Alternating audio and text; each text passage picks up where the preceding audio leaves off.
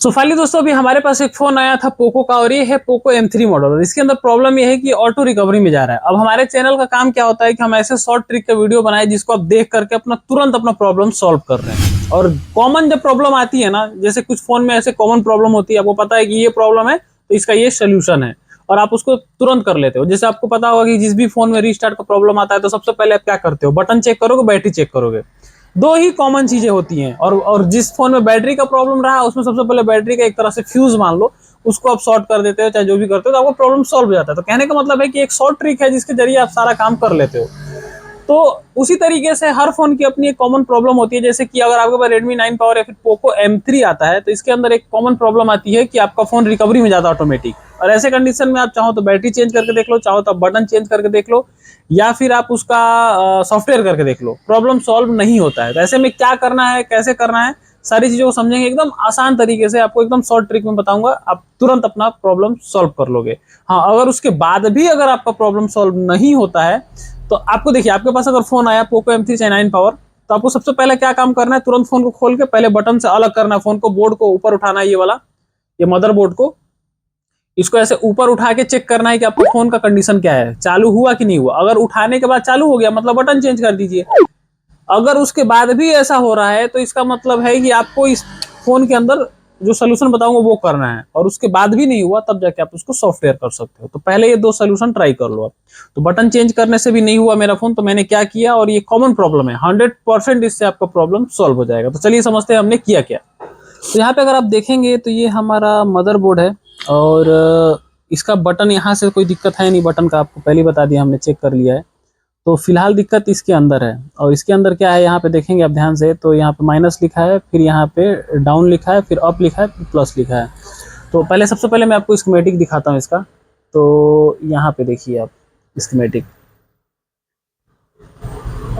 ये देखिए, ये रहा आपका अप का बटन। और आपको पता है कि वॉल्यूम अप से ही आपके फ़ोन के अंदर में रिकवरी फ़ोन जाता है। तो इसके अंदर एक कॉमन प्रॉब्लम आती है, ध्यान से आप देखेंगे तो ये अपना लाइन गया है यहाँ पे, और यहाँ पे आप देखेंगे ध्यान से तो एक डायोड लगा है। तो वॉल्यूम डाउन और वॉल्यूम अप दोनों एक डायोड से कनेक्टेड है, और कनेक्ट होने के बाद से सीधा ये चला गया है यहाँ पे, इधर से होते हुए आगे बढ़ गया है। तो ये बार बार ऐसा हो रहा है। अगर ये बटन काम ही नहीं करता तो फिर आपका प्रॉब्लम यहाँ से हो सकता था। ये देखिए, ये एक नीचे लाइन आया है, ये एक तरह से चेक करने के लिए यहाँ पे आपको लाइन बना है यहाँ पे। ये देखिए यहाँ पे, मतलब अगर मदरबोर्ड के अंदर आपको दिखाऊं तो ये देखिए, यहाँ पे देखिए लिखा हुआ है ना, अप GND डाउन।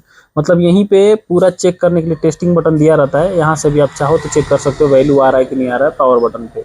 तो यहाँ पे आप चेक करने के लिए दिया रहता है पॉइंट, तो इसलिए वो नीचे दिया हुआ है। तो कहने का मतलब ये है कि यहाँ पे अगर आप ध्यान से देखेंगे तो अगर ये बटन काम ना करता तो आपके पास कोई भी फोन आता है बटन से रिलेटेड, चाहे कोई भी हो, स्कीमेटिक आपके पास हो, अगर नहीं है तो बोर्नियो ले लीजिए।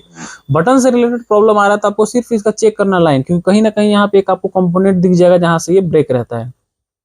तो बटन अगर काम नहीं कर रहा है तो आपका जाहिर सा बात है कि यहाँ पे ये वाला ब्रेक जो है यहाँ पे आपको जैम्पर कर देना है, तो आपका प्रॉब्लम सॉल्व हो जाएगा। लेकिन यहाँ पे क्या है, बटन ऑटोमेटिक काम कर रहा है। मतलब कि हमारा बटन कैसे काम करता है, ग्राउंड से जब बटन शॉर्ट होता है तब जाके आपका काम करता है। अब ये CPU को जाके सप्लाई दे रहा है कि आपका ये CPU में जाके ये वोल्टेज दे रहा है कि मतलब हमारा ये बटन काम करेगा। और यहाँ पे ग्राउंड से और CPU से कनेक्टेड होता है। तो यहाँ पे ग्राउंड के साथ ये क्या हो रहा है, कनेक्ट है, यानी कि ये जो डायोड है ये खराब हो चुका है। तो ये क्या कर रहा है कि डायरेक्टली ग्राउंड कर दे रहा है, इस बटन को डायरेक्टली नॉन स्टॉप ग्राउंड कर रहा है। तो इसमें दो पॉइंट है इस डायोड में, एक इधर पॉइंट गया, एक इधर गया है। तो ये जो पॉइंट आप देख रहे हैं ये वाला, ये वॉल्यूम अप का है, ये डाउन का है। तो ये अप वाला के साथ ग्राउंड के साथ शॉर्ट हो गया है। तो आपको कुछ करना नहीं है, इसको बस खाली निकाल देना है। तो मैंने इसको क्या किया है, निकाल दिया है और हमारा प्रॉब्लम सॉल्व हो गया है। तो ये डायोड कहाँ पे है, तो जस्ट इस जगह पे मैं आपको चिमटे से दिखाया था, एक बार अच्छे से आप देख लीजिए। आपने स्कीमेटिक में देख ही लिया, 3 टांग का डायोड रहता है। जस्ट यहाँ पे देखेंगे आप तो ये 2 लगे हैं छोटे छोटे, और यहाँ पे एक बड़ा कैपेसिटर लगा है। तो इसके बीच में एक खाली जगह है यहाँ पे, और इसके जस्ट ऊपर में 3 टांग है। तो यहाँ पे एक ब्लैक कलर का लगा हुआ डायोड आप देखोगे तो उसमें 2 लाइन बनी रहती है, तो समझ जाओगे वही डायोड है। तो उसको आपको यहाँ से गर्म करके रिमूव कर लेना है। जस्ट यहीं पे लगा रहता है, ध्यान से देखिए। और स्कीमेटिक में भी आप देख लीजिए, ये रहा आपका स्कीमेटिक, और ये लगा है आपका डायोड। अबे कहाँ चला गया, हाँ ये रहा।